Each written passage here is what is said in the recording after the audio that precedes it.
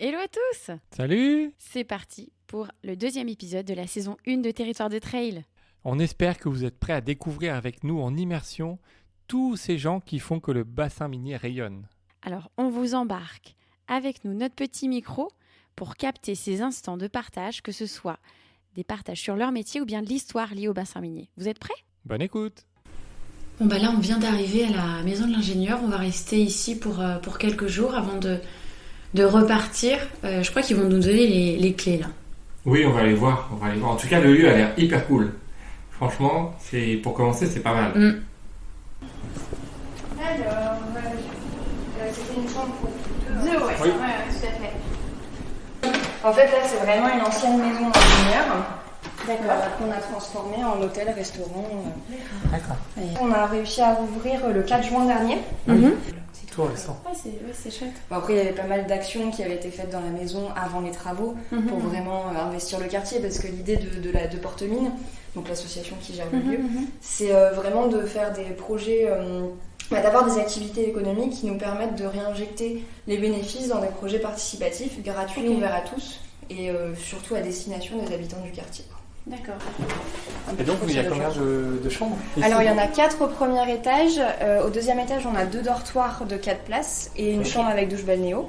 Et dans le jardin, il y a un petit pigeonnier qu'on a transformé en chambre accessibilité PMR.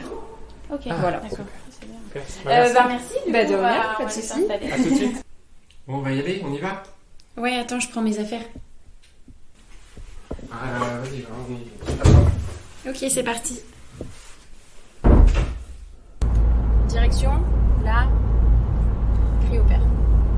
Oui, cryothérapie perf. Moi, je me demande à quoi ça sert. Oui, parce qu'on dit que ça fait du bien de mettre du froid pour faire circuler. Ben oui, moi ce que je fais après les cours souvent, c'est je fais de la douche écossaise. Enfin, tu vois, je fais froid quoi. Ah oui. Et ça fait du bien, ça active la circulation. Mais là, c'est le corps entier, donc c'est ça qui est un peu bizarre. Exactement. Bon, là, on est arrivé, on va aller voir Thomas. Il est dans un lieu sympa. Là, dans le cadre stade de Liévin, c'est pas mal. Thomas, donc, c'est celui qui a écrit au perf. Ouais, en fait, on va pouvoir lui poser nos questions, nos interrogations sur ce que ça apporte, ce nouveau mode de récupération. Un cryo, ouais. Et je pense qu'il va nous en dire un peu plus même sur le bassin minier. Ouais, on espère. Et oui, on est là pour ça.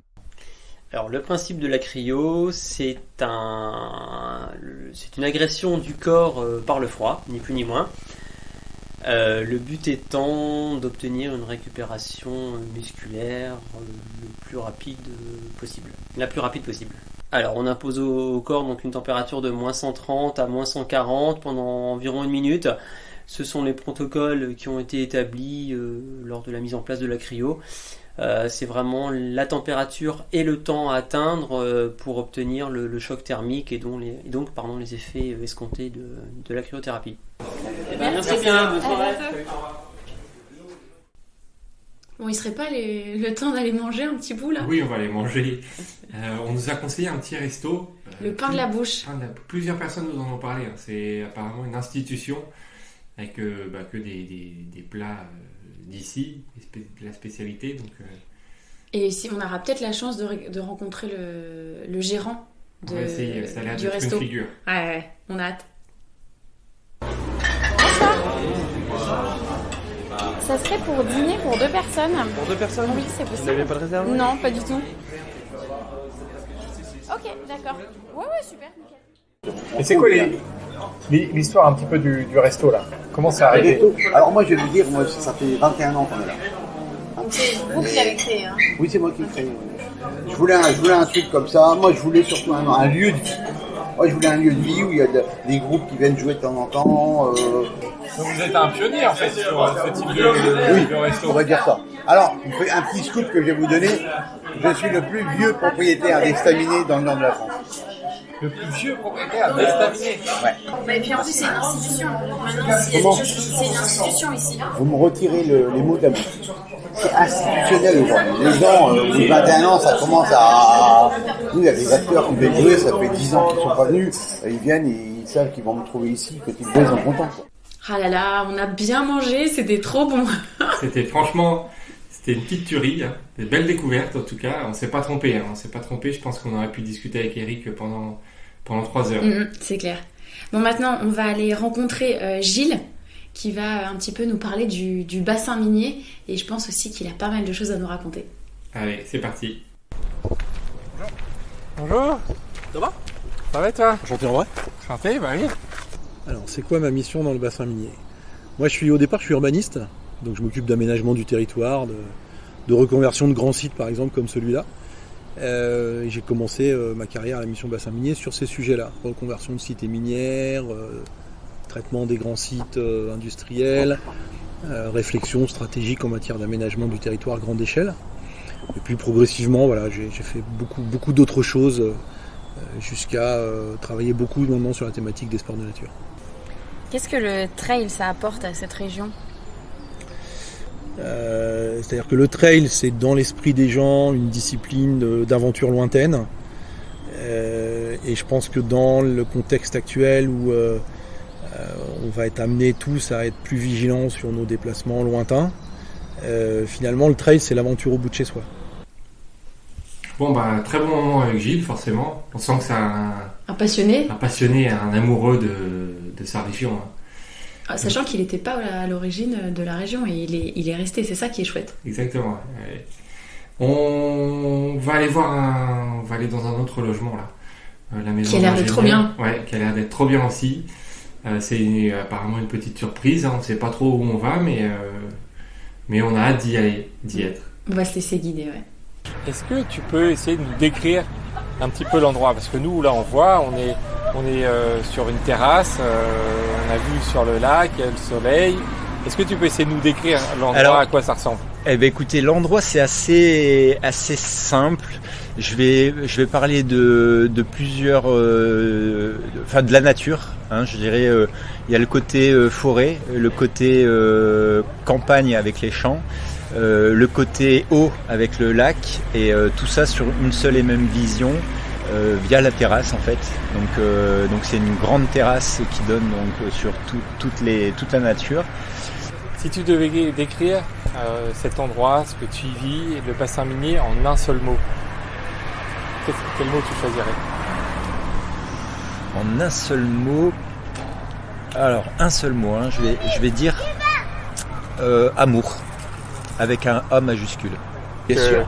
Il y a l'histoire, il y a tout ça. Ouais. Ah ouais, bien évidemment, il y a l'histoire. C'est sûr que ça, pas pour rien qu'on est le meilleur public en France à Bollaert. Vous avez été à Bollaert ou pas encore? Non. Demain, vous allez voir un match au moins. En fait, on est arrivé au stade qui s'appelle le stade Bollaert. C'est ça. Enchanté. Maud, pardon. Très bien. Frédéric. Enchanté. Merci de nous recevoir. Ouais. Pas de souci. Ça représente quoi le RC Lens et ce stade Bollaert dans le bassin minier et dans la région nord, en Pas-de-Calais, plus en général, ça représente quoi? Voilà, c'est un peu une cathédrale, hein. C'est un monument qu'on voit de loin quand on monte sur les terris. C'est ce qu'on cherche, où est Bollaert. C'est un monument, j'ai envie de dire, historique, parce que on va quasi fêter les 90 ans de ce stade l'année prochaine.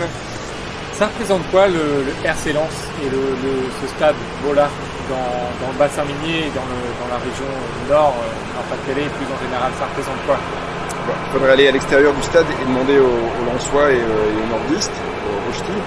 Mais voilà, c'est un peu une cathédrale, hein. C'est un monument qu'on voit de loin quand on monte sur les terris.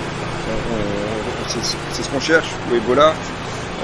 C'est un monument, j'ai envie de dire, historique, parce que on va quasi fêter les 90 ans de ce stade l'année prochaine. 38 000 places dans le stade, un peu plus de 30 000 habitants à Lens. Ils viennent d'où, les supporters? C'est la folie. De partout, ils viennent de partout. Alors 38 223 places dans les statuts, un petit peu moins au niveau commercial et un petit peu moins dans la ville. Alors ça ne veut pas dire qu'on vide la ville de Lens, malheureusement. Il y a encore des commerces qui tournent les après-midi de match ou les soirs de match. Mais les gens viennent de partout. C'est essentiellement de la région Nord-Pas-de-Calais ou des Hauts-de-France, parce qu'on a des associations de supporters qui viennent de l'Oise, qui viennent de Picardie. on a parlé avec tellement de gens, des acteurs hein, de la région, ils nous disent c'est la folie ici. Même si on n'est pas foot. C'est une expérience à vivre. C'est ça, ouais, il y en a qui viennent. Même si on n'aime pas le foot. Foot ou pas foot, ils viennent pour vivre. Et même pour des l'ambiance. gens qui ne sont pas de la région, on témoigne Laurent et Arthur. Et on tombe amoureux de ce club en fait. De ce Très vite. Bon, en tout cas, merci encore. Merci Bonne encore, continuation et puis bon séjour À très bientôt. dans notre région. Salut. Au revoir. Bon, qui dit stade dit forcément une petite bière. Bière pour toi, pas forcément pour moi, mais oui, c'est un peu la tradition. On sort du stade de foot, forcément, c'est une petite bière. Donc là, on va partir pour visiter la brasserie. La brasserie Castelin. Donc en fait, elle n'est pas ouverte au public, cette visite spéciale qu'on va vous faire. On a eu la chance, ils nous ont ouvert les portes gentiment. La brasserie Castelin, vous connaissez peut-être pas ce nom, mais vous connaissez peut-être leur bière. Si vous êtes amateur de bière, vous devez connaître leur bière. C'est les bières ch'ti notamment. Enfin, vous allez voir, c'est sympa. Donc finalement, vous savez avec quoi on brasse de la bière? Houblon, malt et orge. Il y a trois trucs, non? C'est les trois peut-être? L'orge, on va le malter. Ah oui, ok. D'orge. Donc il y a de l'eau, du houblon, du malt d'orge, de céréales. Enfin, on peut utiliser plein de céréales. Nous, on va privilégier l'orge parce que c'est notre région finalement. Et puis la levure. Ah oui. Donc depuis 1926 à 2014, vous brassiez vos bières C'est ça. C'est bien d'avoir gardé ça parce que c'est l'âme un peu de... Ouais, alors là on est en train de retravailler sur le parcours du musée, mais c'est un écomusée où en fait on va parler et de l'histoire de la brasserie Castelin, qui est un acteur historique et emblématique dans le monde brassicole de la région, et aussi on va parler de toute l'histoire du monde brassicole de la région. Au final, aujourd'hui en France, il y a 2000 brasseries. Ouais, dans les années 60, la brasserie Castelin, c'était, la brasserie de Bénifontaine, c'était l'une des dernières qui existait là dans la région. Donc on voit qu'il y a eu des hauts et des bas. Et c'est la ch'ti d'ailleurs qui a en partie permis à la brasserie de rester en vie. Bon merci Pauline. De rien et on se tient au courant. Pas de souci. Bon. Merci. À très bientôt. Merci. À bientôt. Merci. Maintenant direction le Louvre. Alors, je m'appelle Gauthier Verbeck et je suis le directeur de la médiation au Louvre-Lens. Alors, l'idée d'implanter un Louvre à Lens, elle a été voulue par l'État, à l'époque du président Jacques Chirac, avec la volonté d'avoir des antennes de grands musées nationaux parisiens en province. Qu'est-ce que ça apporte à cette région du bassin minier, ce Louvre-Lens ? Alors, ce que ça apporte, d'une part, il y a une chose qui est fondamentale, qui est la fierté de ce territoire. Et c'est vrai que le Louvre-Lens participe de la fierté des habitants aujourd'hui. Quel lien on peut faire entre le Louvre-Lens et le sport nature ?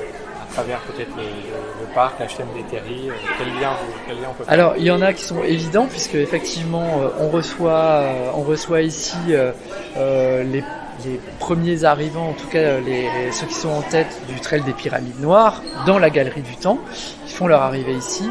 On reçoit aussi tous les ans l'arrivée de la fameuse route du Louvre dans le parc du musée, juste devant le musée. Mais au-delà de ça, le sport, c'est quelque chose de très important pour nous. Alors parce que tous les ans, par exemple, on fait des saisons parc en fête.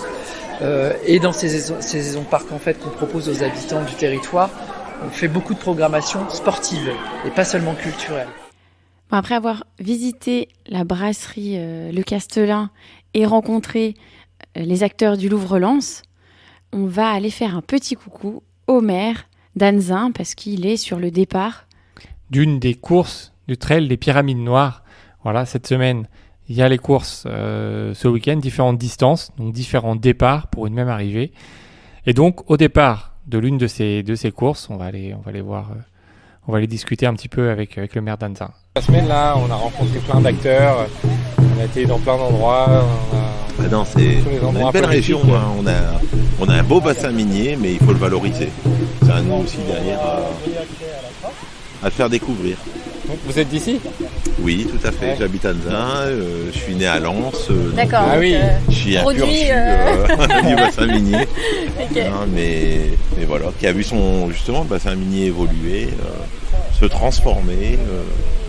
Donc moi je suis content d'avoir des événements comme ça qui démarrent d'Anzin.